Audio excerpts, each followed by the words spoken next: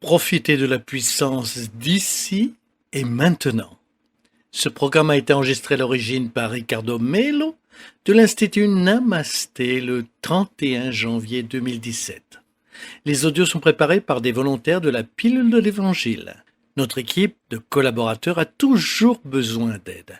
Soyez vous aussi volontaires dans notre cause et rejoignez notre page sur Facebook, Pilule de l'Évangile.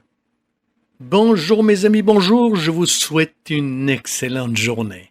Nous commençons une nouvelle pilule de l'Évangile. Le temps passe trop vite et beaucoup de gens n'ont pas compris que pour être heureux, ils doivent apprendre à vivre dans le moment présent. Vous êtes d'accord de parler de ce sujet ? C'est si important. Vous savez que j'aime bien partager des histoires. Les histoires sont toujours intéressantes. Moi, pendant mon adolescence, j'étais un jeune homme très anxieux. Je ne dis pas que je ne le suis plus aujourd'hui, pas du tout. Mais par rapport à l'époque, aujourd'hui, c'est le paradis. J'étais extrêmement tendu, pas sûr de moi, j'avais peur de l'avenir. Je me rappelle que je me réveillais en sueur, très anxieux à cause des tests que je devais passer à l'école. Si quelqu'un me disait le vendredi, « J'ai quelque chose à te raconter », mon Dieu, j'étais mal, je répondais, « Vas-y, raconte. » La personne me disait, « Non, je te raconterai ça lundi. » Alors j'étais fou. Pour moi, c'était la fin. Le week-end n'existait plus. L'esprit était agité, tendu. En résumé, je voulais tout contrôler. S'il y avait une situation dans le futur que je ne pouvais ni résoudre ni contrôler, j'étais pris de peur et d'un sentiment d'insécurité, d'une tension, d'une anxiété qui me faisait sortir du moment présent. Ce qui est curieux, c'est que malgré la pratique de l'Évangile, nous nous trouvons avec ce type de comportement. Pendant longtemps, même si je faisais partie de groupes des volontaires des centres que je fréquentais, même si je prenais mes études au sérieux, même si je faisais l'Évangile à la maison, j'étais anxieux. Bien sûr, je me sentais déjà bien mieux connecté à Dieu et à sa présence divine. Et cela m'aidait beaucoup, puisque la foi nous affranchit des peurs. Malgré tout ça, la peur était là. Pour que vous ayez une idée, parfois la personne très religieuse qui fréquente une église, un centre spirit ou n'importe quel endroit où elle puisse prier, par maladresse, elle peut devenir très anxieuse pour ne plus avoir d'anxiété. C'est le comble, quelle histoire! Ce que je voudrais dire, c'est nous devons aider Dieu à nous aider. Ça ne sert à rien de travailler avec la foi, pour ceux qui le font bien sûr. Imaginez la personne qui ne s'en intéresse pas, qui pense que tout ça ce sont des foutaises. C'est encore pire, n'est-ce pas? Ça ne sert à rien de travailler dans le domaine de la foi et ignorer ses émotions. Rappelons-nous ce que Jésus a dit.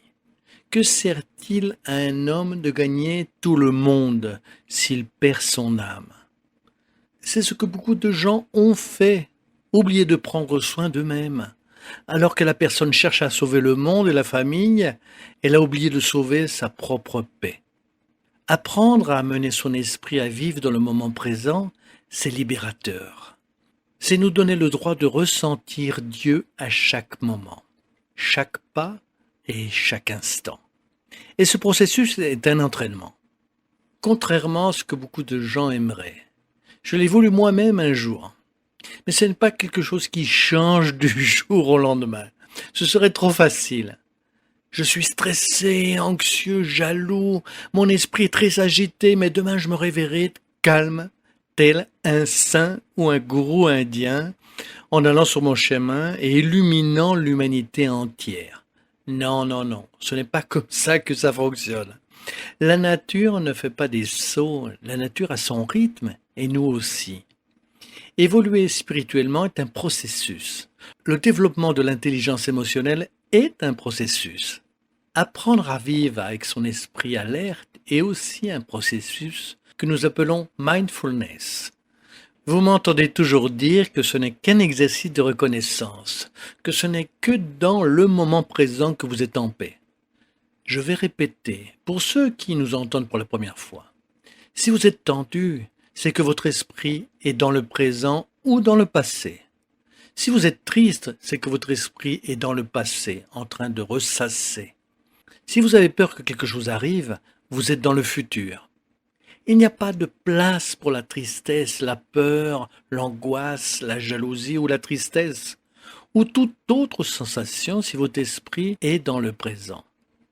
Tout ce que vous pouvez faire pour entraîner votre esprit à rester dans le moment présent et pour rééduquer votre façon d'être vous libérera de cet esprit de souffrance, de ces états mentaux illusoires. Tout ça, c'est de l'illusion, c'est fictif.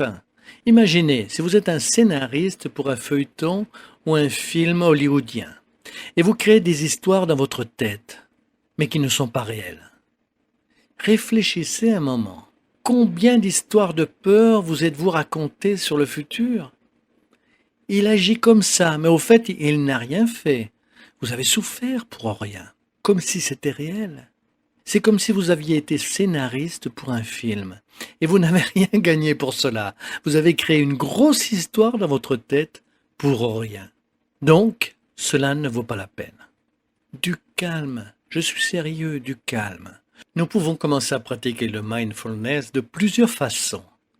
Pratiquer la méditation, qui est une alternative pour rééduquer l'esprit et restructurer la vitesse de la pensée, l'aidant à ralentir.